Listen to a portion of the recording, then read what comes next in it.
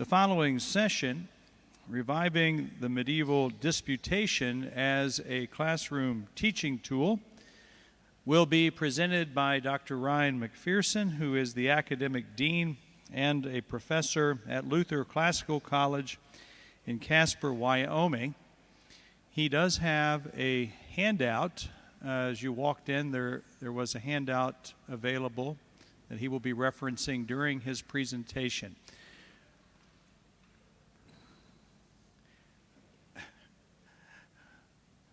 We have several now getting the handout. Please help me in welcoming Dr. MacPherson.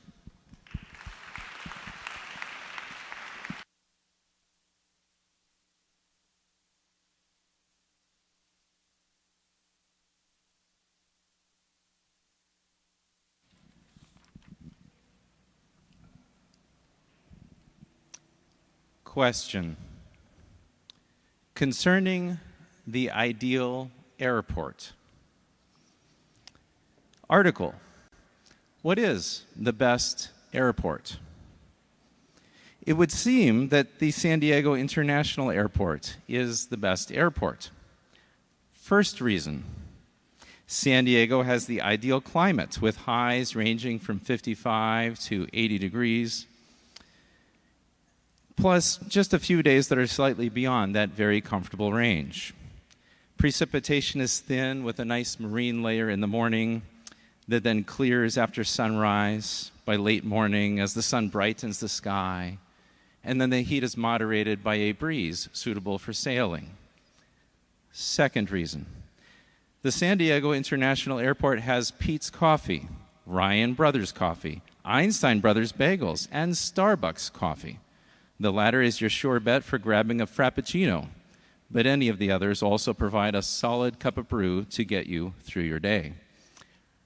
Third reason, the San Diego International Airport runs one nonstop flight after another on Southwest Airlines to many major cities, including Milwaukee, convenient for looping this year's CCLE conference into a SeaWorld vacation extravaganza. But against that, the King Fahd International Airport in Dammam, Saudi Arabia, is bigger and therefore must be better than the San Diego International Airport. I answer, being the largest and being the best do not necessarily have a clear relation to each other. Even if size is one factor among several for the proper ranking of airports, I say that the Denver International Airport is the best airport. Yes, surpassing both the San Diego International Airport and the King Fahd International Airport. First, the Denver International Airport is the largest airport in the Western Hemisphere, which is the hemisphere of greatest concern for members of the Consortium of Classical Lutheran Education. While King Fahd may have a larger airport halfway around the world, most of us do not live halfway around the world and seldom travel halfway around the world. And so we have good reasons to favor the Denver International Airport. Second, the Denver airport has a secret room that I recently discovered, and I've never seen anything like it in any other airport.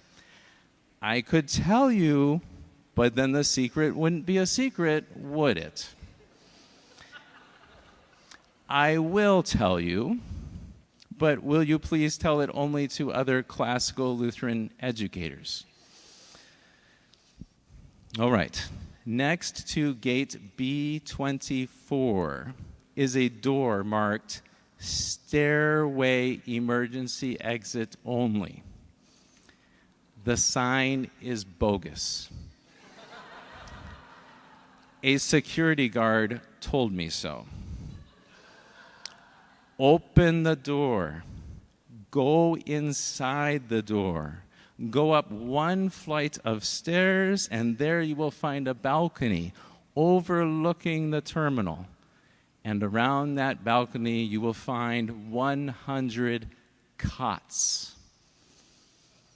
Next time you circle the Denver International Airport 5 times and fail to land due to high winds, and then get rerouted for refueling to the greatly misnamed Grand Junction, Colorado, which is not very grand and has, in fact, only 6 gates at its airport. And then you get refueled only to learn that the crew had to clock out due to FAA limitations on how often they can fly in one day. And then you wait 6 hours for a new crew to be flown to you in Grand Junction, Colorado. And then you finally get to Denver 11 hours after your scheduled arrival. And it's 2 a.m., and all of the hotels are booked full, and your airline reneges on its voucher for a hotel, and you don't think there's enough 100% Arabica coffee in all of Arabia to keep you awake long enough to drive all the way back to Casper, Wyoming in a rental car. Okay, that is when you shall remember that there is a secret room. And in that secret room next to gate B24, you will find a cot that you can sleep on. Hence, I am walking proof that 2.5 hours of sleep on said cot is a possibility. In reply to the first objection, the climate of San Diego is in fact quite boring, despite all the summer refugees from Phoenix who say that San Diego is the best. The weather is consistent to a fault. Far more interesting is the weather in Denver, which ranges from sunshine to snow and always holds before you the prospect of wind that will blow your Wyoming cowboy hat clear to Texas and set your trip back a day, cot included. In reply to the second objection, the Denver airport also has a variety of coffee shops with a cumulative caffeine output that makes San Diego's airport look pathetic. Like San Diego, Denver has Einstein Brothers bagels, but it also has Caribou coffee, Dazbog coffee, Novo coffee, Cobod coffee, Coffee Bean and Tea Leaf, Lavazza coffee, Roasting Plant coffee, and Caribou coffee tuk-tuks. I'm not even sure what the last part means. In reply to the third objection, whatever the San Diego International Airport may boast concerning its nonstop Southwest airline connections, Denver International Airport can match and exceed with United Airlines, including not just 1, not just 2, not just 3, but count them with me, 35 direct, non-stop flights to international destinations in 3 continents. You have just heard a complete disputation, following the basic model used by my dear friend Thomas Aquinas in his well-organized Summa of Theology, a masterpiece of both theology and rhetoric, which focused on topics far more important than airports. I do call Aquinas my dear friend when teaching because I deeply respect his thorough, well-ordered, and fair-minded approach. The approach that Aquinas takes to controversial matters is a great example to us still today. This does not mean that I always agree with him or with modern-day Thomistic Roman Catholics, for when it comes to the definition of grace, infused or imputed, the explanation of the real presence, transubstantiation versus beyond human understanding, and the Christian's proper attitude toward the Virgin Mary, regarding her as an intercessor versus honoring her as an example that we might emulate. When it comes to examples like that, Aquinas and his modern-day Thomists are wrong. However, when Aquinas is wrong, he is wrong in a manner that can be easily detected by tracing his thinking one tiny step at a time through his disputations. Conversely, orthodoxy can be established firmly one step at a time by building a proper disputation. as we find in Formula of Concord Article 1 concerning original sin, or in Apology Article 4 concerning justification. Disputation properly belongs to rhetoric, the art of communicating well and persuading rightly. At Luther Classical College, formal disputation is taught in Rhetoric 370, a core course required of all students seeking a bachelor's degree. Disputation uses logic, the science of demonstrating a proposition based upon known truths, or at least of proving its likelihood based upon relatively well-known truths. Disputation also relies upon grammar, the art of stating what a thing is or is not, by the use of clear terms formed into unambiguous propositions. Disputation, emerging from that trivium of grammar, logic, and rhetoric, is applicable across the quadrivium. The definition of clear terms and application of common notions and previously proved propositions to prove a new proposition, as we find in Euclid's Elements of Geometry, do not constitute a full disputation, technically speaking, but most of the components of a disputation are present, needing only a reordering or renewed emphasis and a minor addition or two to complete the transformation from geometrical proof to disputation. Similarly, Ptolemy and Copernicus, although reaching opposite conclusions in the realm of astronomy, each pursue an arrangement, that second canon of rhetoric, arrangement or outline that can easily be mapped onto a late medieval or early modern structure of a disputation. And in fact, those examples often were so mapped. Grammar, logic, and rhetoric are indeed universal tools, meaning that disputations constructed from the careful application of grammar, logic, and rhetoric also have wide applicability. Nor is it a struggle to discover practical applications of these skills. Young children between the ages of 2 and 5 speak intuitively in syllogisms, even enthymemes or abbreviated syllogisms.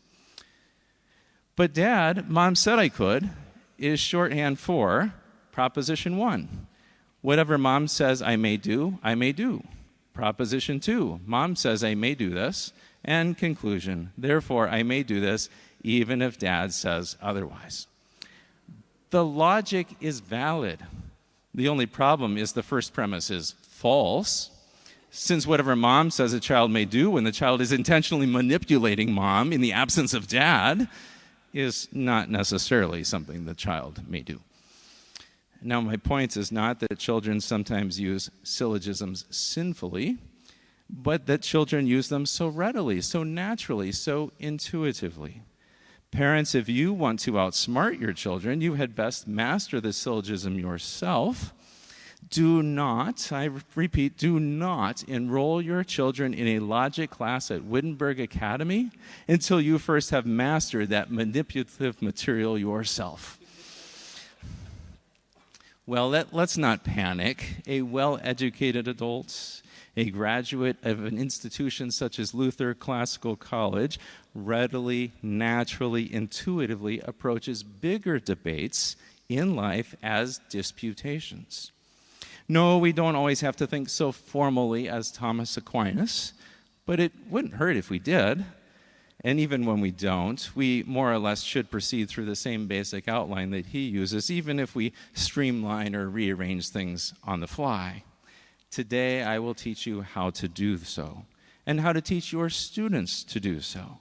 These lessons are applicable especially for high school and college students, though the elementary teachers and homeschool parents among you may find some simplified ways to include portions of this material in your teaching of those lower levels as well.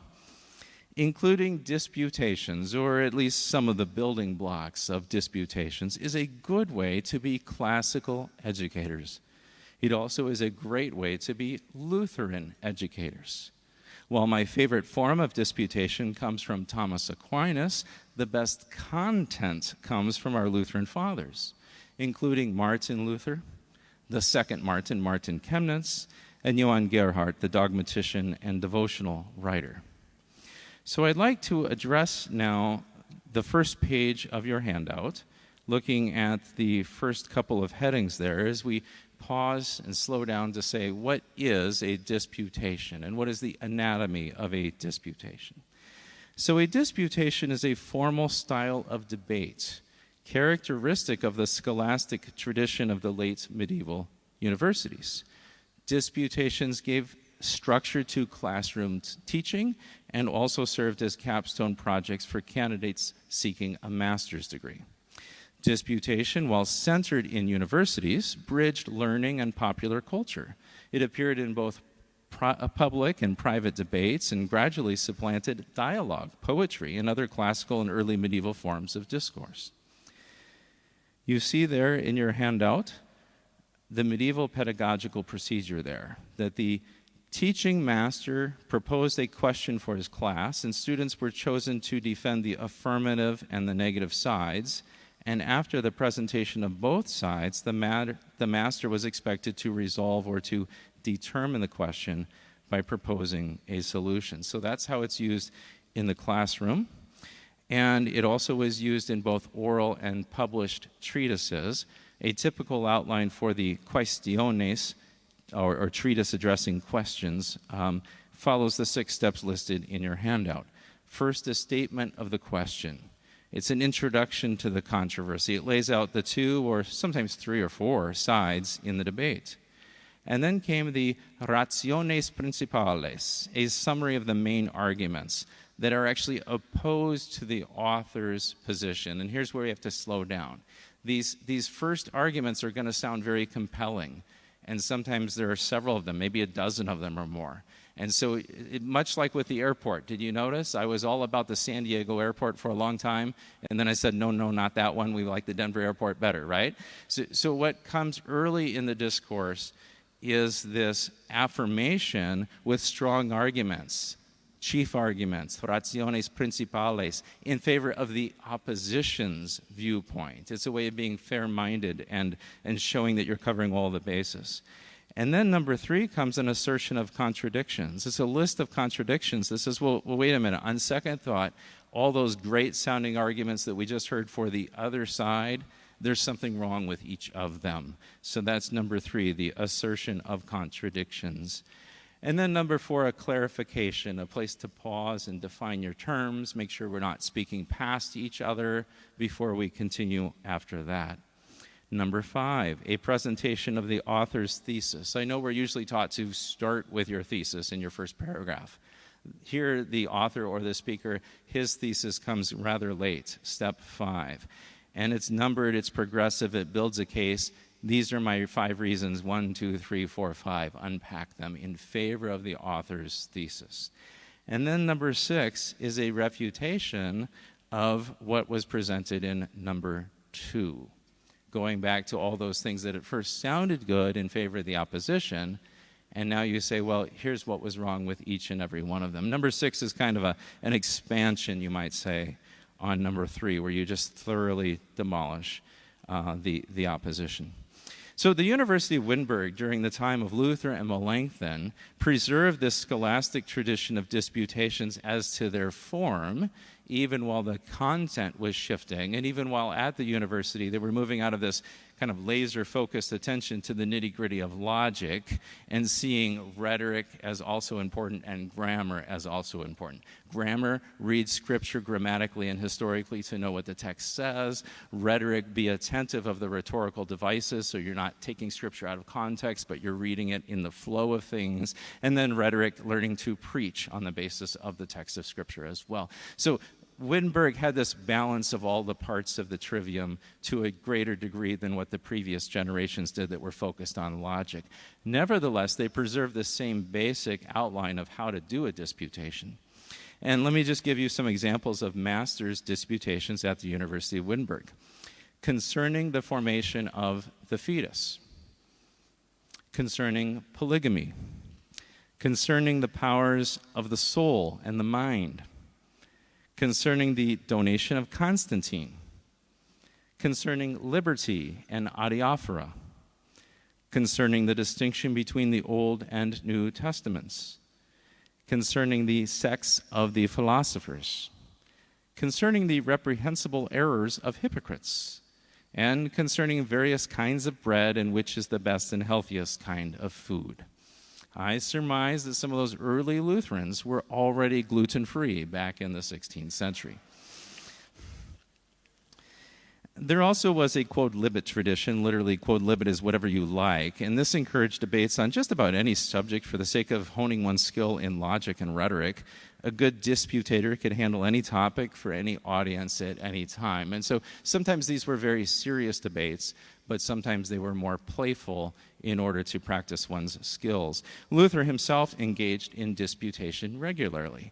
The 95 Theses were essentially theses presented to challenge a public debate.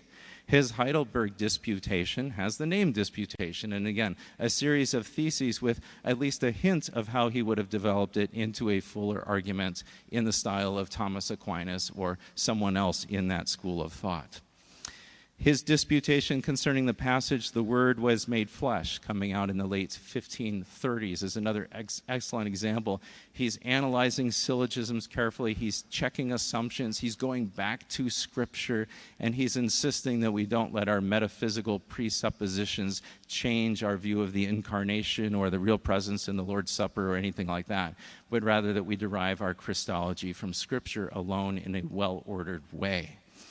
His disputations against the antinomians are found in a recent volume or two of Luther's works that are buried in the new library of Luther Classical College, where we await delivery of our bookshelves so that we can unbox the books in a few weeks.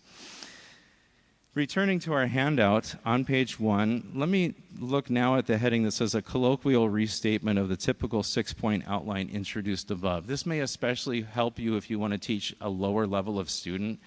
Get rid of all the technical vocabulary and just kind of hit the nail on the head with the bare basics. So this is the same as the typical outline that was right above it. It's the same 6 points, just rephrased. What's the issue we're debating?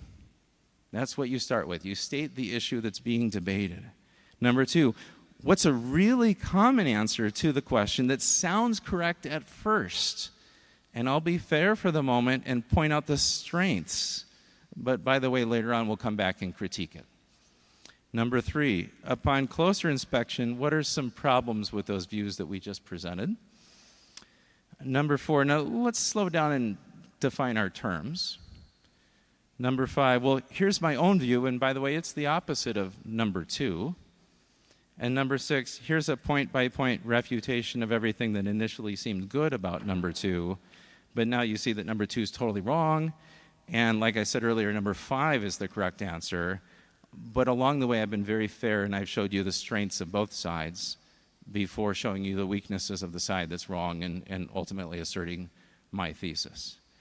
So political correctness wouldn't really fly, in this context. It's a matter of being very open and transparent and fair to both sides and going one step at a time.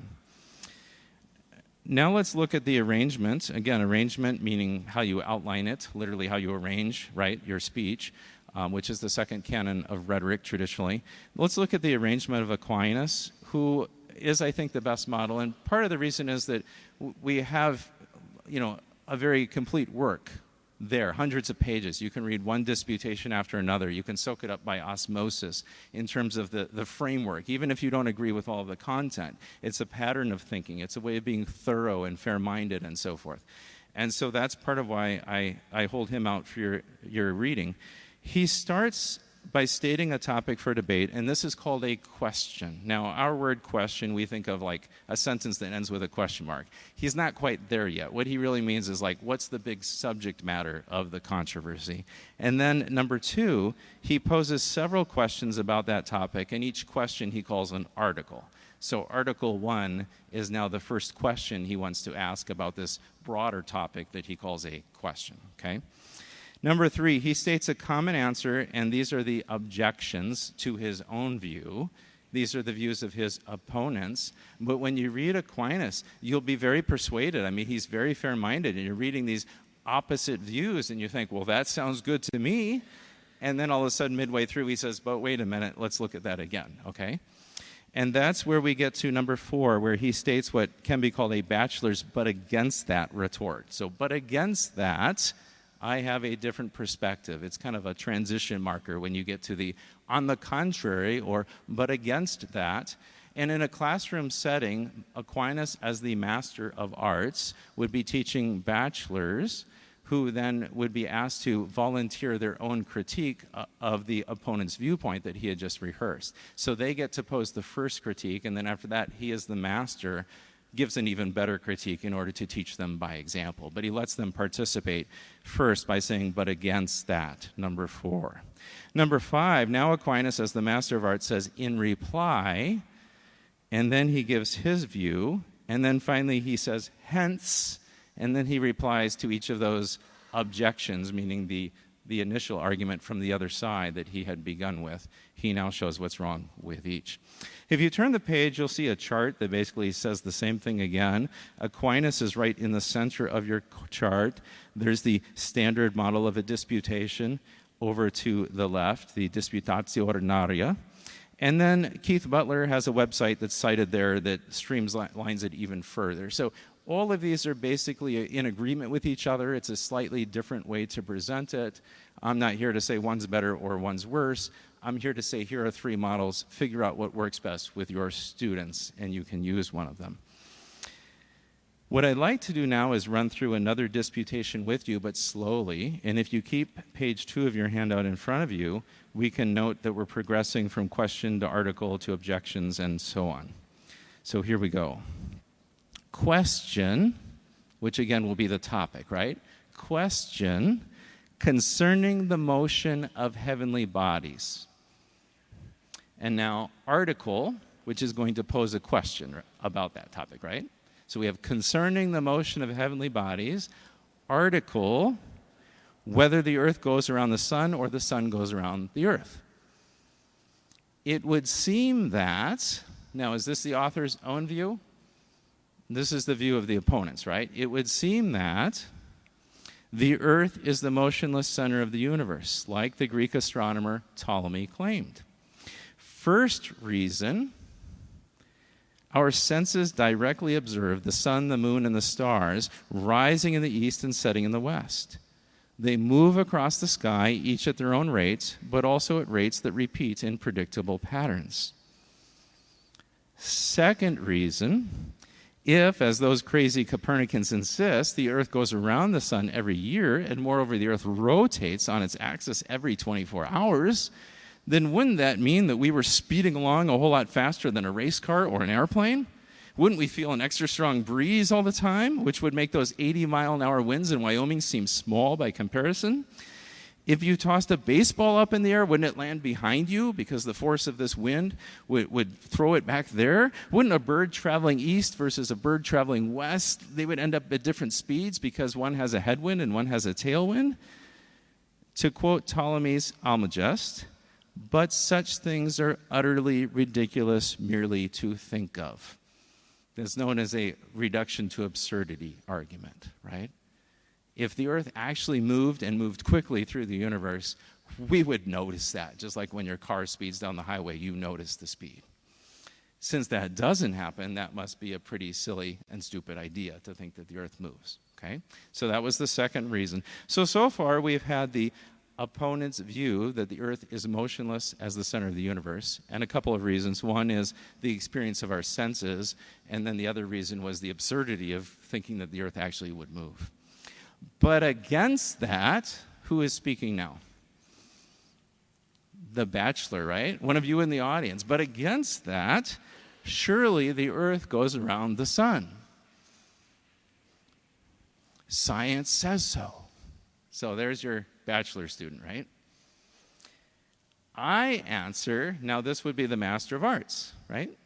I answer, surely there are some strong arguments for the earth to be motionless and the sun to go around it, and surely there are some strong arguments for the earth instead to move and go around the sun, but neither of those theories is what we Lutherans would call most certainly true.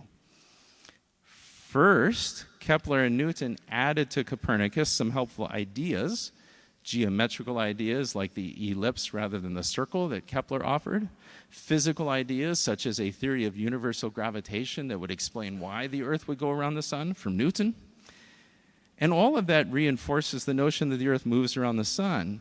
Newton's theory of universal gravitation would in fact predict precisely elliptically shaped orbits, which is what Kepler observed that we have. Therefore, Copernicus, as modified by Kepler and Newton, had a great idea. Second, nonetheless, the daily weather report continues to speak of sunrise and sunset as if we are all Ptolemaic astronomers with a motionless Earth and a moving sun. Ptolemy's model of the Earth-centered universe, even with all of its squiggly, wiggly epicycles, to make a long story short, he thought planets had to kind of do like this, as they're doing like this, all going around the Earth. Complicated squiggly wigglies, or technical term, epicycle. But even with all of that, it actually was simpler than Copernicus' model, because Copernicus had to have epicycles too. And eventually more of them than Ptolemy ever had. So whether you like simplicity in your daily weather report or the principle of parsimony known as Occam's razor, that the simpler hypothesis is to be preferred in the field of science, you should recognize that Ptolemy made some rather good arguments that the Earth is the motionless center of the universe, and my dear friend Thomas Aquinas' dear friend Aristotle shared the same basic conclusion. Hence, my reply to the first objection. So now I basically said both Copernicus and Ptolemy, they're both pretty smart cookies, right? That's been the master's view. And now I need to go back and reply to the views that, that were initially given in favor of Ptolemy. As Michael Polanyi, a philosopher of the late 20th century, has emphasized, quote, Copernicus gave preference to man's delight in abstract theory at the price of rejecting the evidence of our senses, which present us with the irresistible fact of the sun, the moon, and the stars rising daily in the east to travel across the sky toward their setting in the west. So yes, Ptolemy fits our daily sense experience better than Copernicus, but also, yes, Copernicus fits the celebration of mathematical abstraction that modern science cherishes even more than direct sense experience. Therefore, both deserve a voice at the scientific table. And in reply to the second objection about how absurd it would be for the Earth to move so quickly because then we'd feel a strong breeze and birds wouldn't be able to fly east and west equally well. In reply to the second objection, Newton and Einstein together explain why, upon the assumption that the Earth moves, and moves very quickly on its axis and around the sun, that we nevertheless would not feel strong winds. Specifically because the circumference of the Earth's surface and the circumference of the Earth's putative orbit around the sun are both so large in relation to any theorized motions, such motions would be experienced as nearly inertial. That is to say, as constant speed in a nearly straight line, albeit slightly curved. To the human senses, these motions would not be perceptible. According to Einstein's theory of relativity, no scientific instrument, no matter how sensitive or precise, would be able to distinguish these purely inertial frame of reference from a stationary one. Indeed, the failure of the Michelson and Morley experiment to detect the Earth's motion through the ether is part of what led to relativity theory in the first place. So we could still see birds fly the same way, regardless of who has the right theory. And now, extended detail for that same reply objection. As Hans Reichenbach, an esteemed physicist and philosopher, has noted, Einstein's theory of relativity, quote, upsets the Copernican worldview. It is meaningless to speak of a difference in truth claims of the theories of Copernicus and Ptolemy. What had been considered the greatest discovery of Western science compared to antiquity is now denied its claim to truth. Similarly, Max Born, a Nobel Prize-winning physicist, stated the orthodox scientific view in 1920 to be this: that Ptolemy and Copernicus are equally right. That's a direct quote. Ptolemy and Copernicus are equally right, with each of them offering a useful picture of the universe and neither of them supplying a theory that can be known to be true in any absolute sense. Now, if you don't believe famous philosophers and physicists, then let us at least agree that money talks. In the summer of 2000, I received an announcement for a $10,000 prize for anyone who could prove that the Earth moves.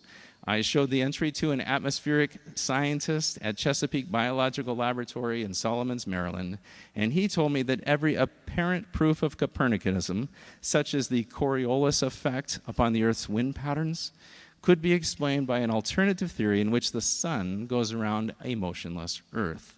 So 25 years later, no one has won that $10,000. Now, my hope is that at this point in my presentation, none of you have mistaken my thesis to be the academic dean at the newly established Luther Classical College is a nutcase because he rejects Copernicanism. First, I have not argued for the outright rejection of Copernicanism, but only for doubt and open-mindedness concerning the various world systems that have been proposed. But that isn't really my point either. My point is that a disputation is a great framework for having such discussions and debates. And if I can make it this far without being thrown out of the room, then maybe, just maybe, some of you would like to have a disputation in your classroom as well. So let's talk about some pedagogical advice.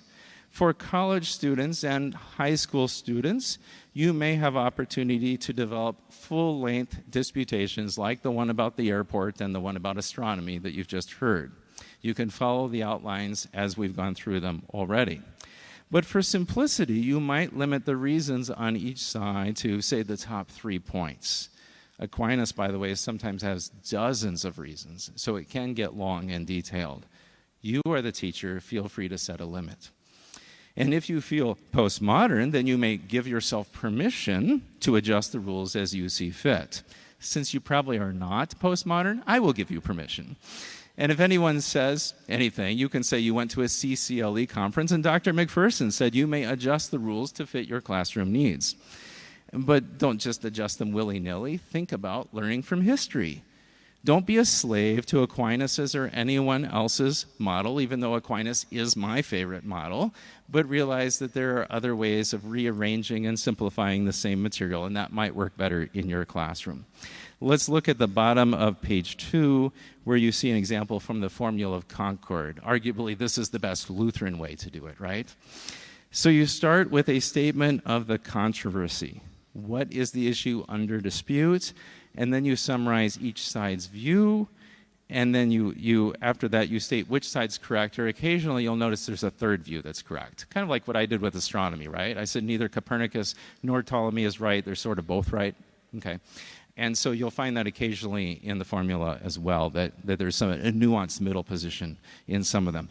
And so then you state your thesis, and then you list the affirmativa, and then the negativa, or you might say the theses and the antitheses. And so it's not quite as big and grand as the outline that we find in Aquinas, but it does the job quite well. And so that would be another model to use. And if you want to get even simpler, look down at the bottom of page 2, where we have 4 bold-faced pairs of terms. In the tradition of rhetoric, these are known as final headings. Final has kind of a double meaning here. It means in the conclusion, but it also means the goal or the aim, like everything's headed that way. So think of giving a big speech and you want everything to come together to just a few salient points at the end to drive the message home. These are your final headings that help you do that. And so if you're arguing in favor of something, you want to say, it's legal, or it's just or fair if you want a synonym, or it's possible, or it's advantageous, and maybe you choose 2 or 3 of those. And if you want to argue against something, you would say, it's illegal, we shouldn't do it. It's unfair, don't go that way. It's not even possible, that's crazy to try it. It's not helpful, it's disadvantageous, to use the bigger word of not helpful, right? So you could just focus on those 4 bold-faced final headings, and even have students choose 2 of the 4 and argue, either the favorable or the unfavorable side of it with a partner or something. That's a way to you're just doing building blocks that could be part of a bigger disputation, but they don't have to be. If you want to, you can see there are a few more topics or commonplaces, as they're called.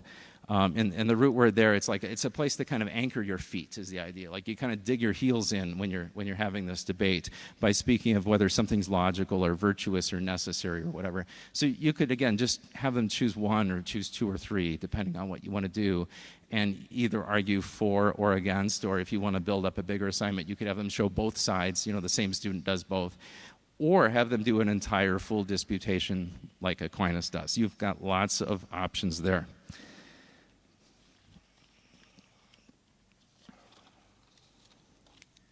Soon, I will present to you a disputation concerning the eighth commandment. Is it just or unjust to speak ill of your neighbor? Is it advantageous or disadvantageous to the serial killer and to the general public for the homicide detective to speak ill of that particular neighbor? Is it necessary or unnecessary for a teacher or a headmaster to talk about a student's recent downward trend in his grades? Again, is it helpful or harmful for that student to have that discussion or to refrain from having that discussion and everyone remains silent? So we'll talk about the eighth commandment in different contexts. And as we do that, I want you to listen for some of those final headings to see that that's really the building block that's behind the scenes that's making it possible to have a grand, complete disputation. Or to review our earlier disputation about Copernicus versus Ptolemy. Is one of them logical and the other one illogical? Does one of them have physical necessity, such as Newton's law of gravity, on his side and the other one doesn't? Which of the two schemes is more plausible? Which of them is more implausible?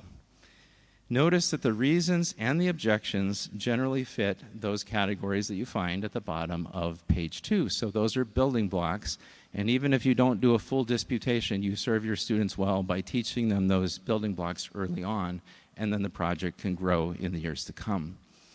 Headmasters and school board members can use the same approach to question about whether to hire another teacher for next year. Is it plausible? Is it possible? Is it necessary? Is it advantageous? What happens if we don't hire another teacher next year? Ultimately, the best way to learn disputation is the best way to teach disputations, and that is by reading disputations, preferably aloud. That's the best reading of any kind of reading, is to read aloud, isn't it? And I recommend the Essential Summa. The Essential Summa is an edited volume of Thomas Aquinas' much larger work, but it makes it manageable. It has been edited by Frederick Christian Bauerschmidt, but you can buy any edition of Aquinas if you can handle the translation, preview it on Amazon and make sure it's readable to you. You can't go wrong by just reading a lot of Aquinas back to back to get the feel of this, and then go back to Luther's Small Catechism when anything seems amiss as to the content, okay? But for the form, it's a good model. So in classical education, we as teachers seek to emulate models of excellence, and we call upon our students to do the same. So following is a disputation I have composed, the content being my own reworking of the truths that you might find familiar from Luther's small and large catechisms concerning the eighth commandment. But the format, again, is from my dear friend Thomas Aquinas. Question: whether and if so, how to speak ill of your neighbor. Article: should a person ever speak ill of his neighbor? It seems that a person ought never speak ill of his neighbor. First reason: a person should not speak ill of his neighbor when the charge is false, since the Decalogue prohibits bearing false witness against one's neighbor. You shall not bear false witness against your neighbor, eighth commandment. Second reason: even if the charge has some truth to it, Luther's explanation in the Small Catechism commands everyone to put the best construction, or, in alternative translation, to take his words and actions in the kindest possible way, thereby avoiding speaking ill of one's neighbor. Third reason: my father said to me when I was young, if you don't have anything nice to say, then don't say anything at all. The fourth commandment requires that I honor and obey my father. The book of Proverbs, Ephesians chapter 6, and numerous other passages reinforce the importance of following the advice of one's father. Fourth reason: both Luther's explanation to the eighth commandment and my father's sage advice have their grounding in numerous Bible passages. An ungodly man digs up evil, and it is on his lips like a burning fire. A perverse man sows strife, and a whisperer separates the best of friends. Proverbs 16. Let no corrupt word proceed out of your mouth, but what is good for necessary edification, that it may impart grace to the hearers. Ephesians 4. So then, my beloved brethren, let every man be swift to hear, slow to speak, slow to wrath. James 1. But against that, there may be an occasion in which one is not merely permitted to speak evil of his neighbor, but even obligated to do so, such as when testifying in court under oath, to speak the truth, the whole truth, and nothing but the truth. If the truth includes something that damages the reputation of one's neighbor, a witness is nonetheless required to speak it. I answer that a person ought, when obligated by his office or particular circumstances, to speak ill of his neighbor. First, Luther in his large catechism states that parents, pastors, judges, and witnesses sometimes are required to speak ill concerning their neighbor. Luther here instructs Christian people by analogy, reminding them that just as the fifth commandment prohibits murder of one person by another, it does not prohibit the duty of the executioner who carries forth capital punishment on behalf of the state under the fourth commandment that God himself has delegated to the state. Just so, writes Luther, governments, father and mother, brothers and sisters, and other good friends are under obligation to each other to reprove evil wherever it is needful and profitable. To guard against the exercise of such official duties becomes corrupted into malicious gossip, Luther does distinguish carefully between knowing of a sin and judging that sin, reminding us that not everyone needs to know, and even those who do discover it anyway should keep the matter private unless they have a duty to judge it or to report it to those who have a duty to judge it. Second, I would add that a homicide detective who fails to speak ill concerning his neighbor fails to do his duty. We need to track down this serial killer before he strikes again. Let's see, he tends to strike right before sunrise. The last 3 victims have all lived in this neighborhood, and they all have been returning home right after the third shift. I'll bet his next target is with one of the employees in these 3 businesses right here, here, or here.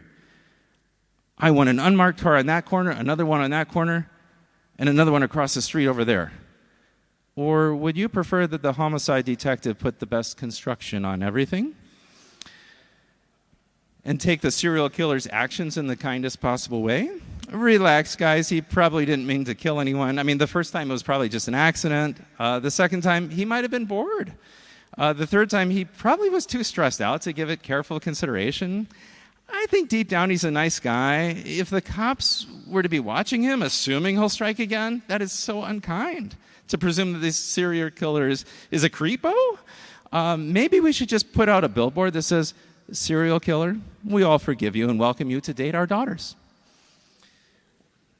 There's a Latin phrase for that, reductio absurdum, reduction to absurdity, right? Third, teachers are required sometimes to speak ill of their neighbors, but only to limited audiences and only for purposes of helping. At Luther Classical College, professors are required to report low grades to the registrar and likewise to communicate a pattern of absences. Why? It's not malicious gossip. It's the call of duty motivated by love for each student. The registrar maintains confidentiality and looks for patterns as she receives reports from different professors so that then the retention committee knows if there's a certain student that someone should approach and say, "You're having some struggles, how can we help you?" Those who have a legitimate educational need to know will know. Those who don't have a need to know should not know. There's a careful line to be drawn. Hence, in reply to the first objection, when the charge is false, then one should not speak ill of one's neighbor, but the reason for refraining from speaking ill is not that a person has no permission or obligation to do so, but rather that the charge is false in itself, and one has a duty to avoid telling lies.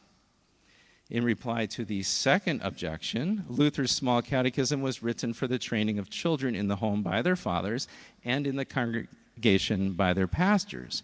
While the small catechism remains useful throughout life, Luther himself desires that mature Christians would continue their theological training by studying also the large catechism.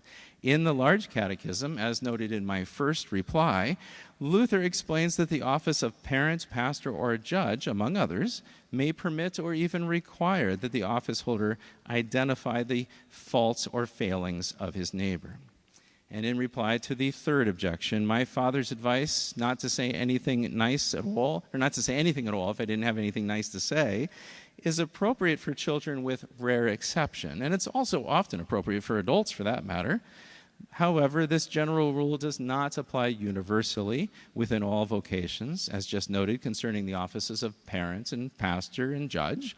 Moreover, my father's general advice certainly does not apply when a child has been victimized by a bully at school or by a sexual predator or some other gross offender. While parents may tell children who keep bickering with each other about nonsense to stop being tattletales and go be quiet, surely other offenses should not be borne so patiently, but rather must be exposed to the light of day for the sake of justice and necessity. Justice, necessity, final headings, remember? To refer again to those final headings, yes. No specific vocation is even required in extreme cases of danger or injustice. If you see something, say something. And in reply to the fourth objection, the Bible verses quoted to prohibit speaking ill of one's neighbor apply to most people in most circumstances and properly curb the sin of malicious gossip. However, the Bible itself also includes numerous instances in which men of God piously speak ill of others. Examples of direct rebuke according to vocation include the prophet Nathaniel rebuking King David for his sin regarding the wife of Uriah, and John the Baptizer rebuking King Herod with regard to the wife of his brother Philip. Examples of a public sin being publicly rebuked for the admonishment and edification of the people include Jesus calling Herod that fox, St. Paul urging excommunication for an offensive member of his church in Corinth, and the letters to the 7 churches in John's Revelation typically adding, "But this one thing I hold against you." Indeed, in 2 Timothy 3:16, we read that all Scripture is given by inspiration of God and is profitable for doctrines, for reproof, for correction, for instruction in righteousness. How then can one reprove or correct without acknowledging the prior sin that henceforth should be avoided? Surely some people, by virtue of office and the necessity of handling particular circumstances that arise, are not merely permitted, but duty-bound to speak of a neighbor's faults or failings, and yet even then to do so in love to all people involved and with glory to God who established their office. And for those to whom Luther's words in the large catechism, that a public sin such as those of pope or emperor must be publicly admonished for the instruction of the people, for those to whom that duty applies, may I suggest in closing that a public disputation is a very fine way to fulfill the aforementioned nuances of one's 8th commandment obligations.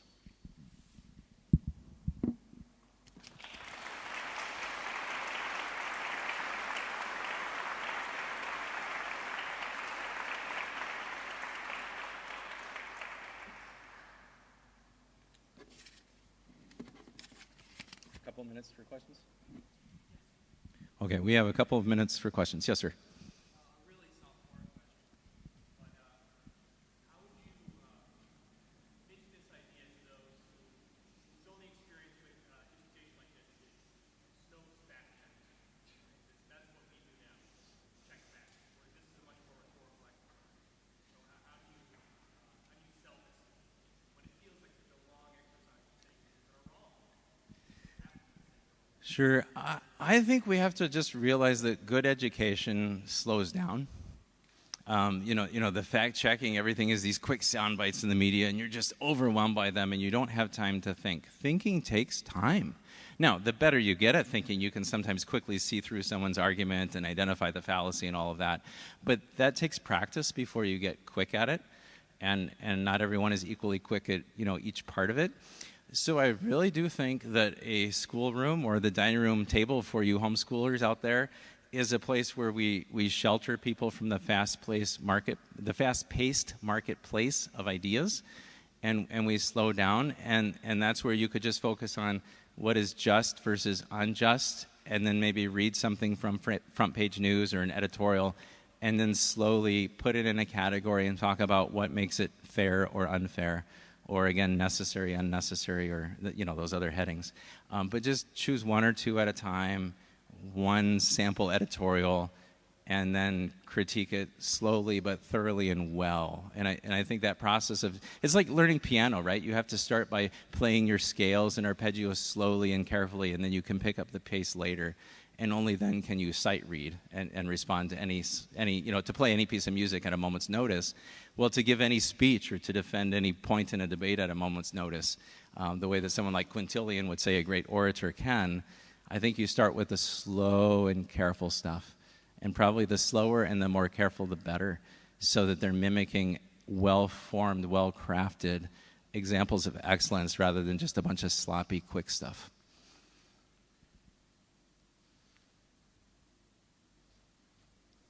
Is this the kind of thing that Luther was referring to when he said, unless I am shown by Scripture or reason, I will not recant? In other words, this kind of formal inquiry process as opposed to reason and Ephesians simply contemplating big ideas. Sure. So at the narrowest, he's referring to, give me a couple of propositions that you can make a syllogism and draw a conclusion, right? When he says, unless I'm shown by Scripture and plain reason, my conscience is bound, I cannot do otherwise. That there should just be a very clear set of statements, and the conclusion follows obviously, like in a well-crafted syllogism. So the very narrowest, that's what he wanted. But more broadly, yes, going back to the 95 Theses, but going back to the Heidelberg Disputation, works like that, those would be examples of at least inviting a public debate that would follow more or less this format. Over the centuries, tiny details may have changed as far as exactly how you craft one, but big picture, thoroughly looking at what we would today call the pros and cons on both sides and defining your terms carefully. And instead, he was politically run out of town by a policy of expediency rather than sober-mindedness. Yeah.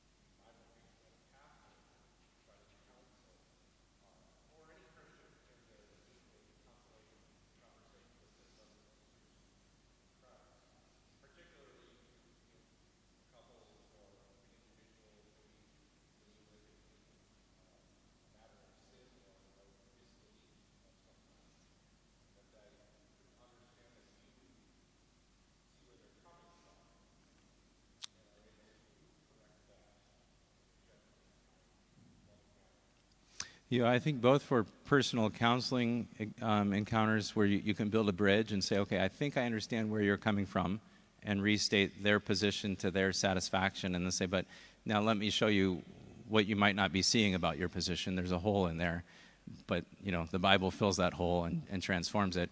And also in Christian apologetics, when you're talking to someone who maybe doubts young earth creation, and it's like, well, okay, I see why you might say that. You've been in public schools. They've always told you your whole life this other thing. But now let's slow down and talk about it. And so I think that a fair-minded statement of the view that you know to be false can win the confidence of at least you're understanding them and acknowledging that that's their starting position. And then you can guide them through the construction of the correct view as well as the critique of the false view. Yeah. When Luther was doing this at Wittenberg, he provided the theses to the masses, and he also provided basically the conclusion. Right? He was writing so much of it. Whereas, I imagine for high school students, you're coaching them through writing the whole thing. Right? At that level. How else do you see the pedagogy? Yeah, so first to your premise, I don't know for sure exactly how much was spoon-fed to the students versus how much they discovered on their own, and how that might have changed through the decades at the University of Wittenberg. So I don't know. But I could see multiple good ways of doing this. You could do this in a catechism class where we all know what the right answers should be, and you want the students to confess that, and you're preparing them, for confirmation to do so.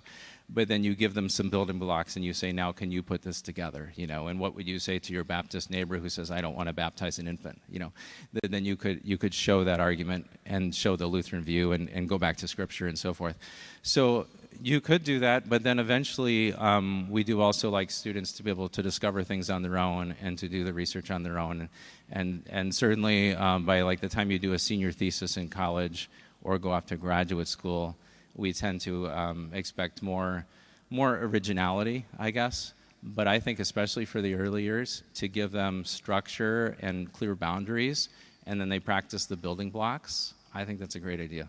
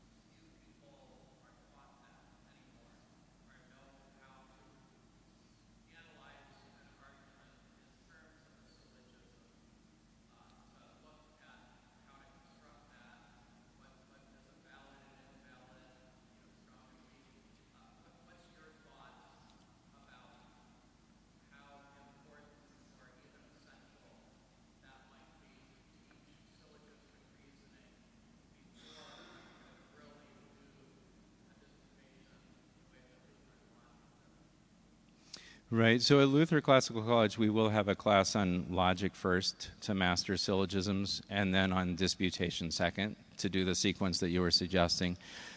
That said, I think you can do small enough building blocks for a disputation if you keep the examples focused and simple enough, even without much formal instruction in Latin or in logic.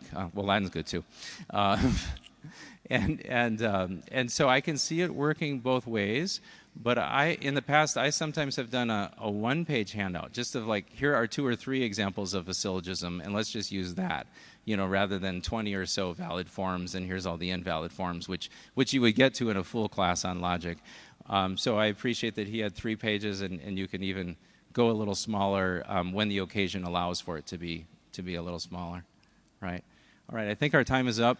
I welcome questions at the front afterwards, though. Thank you.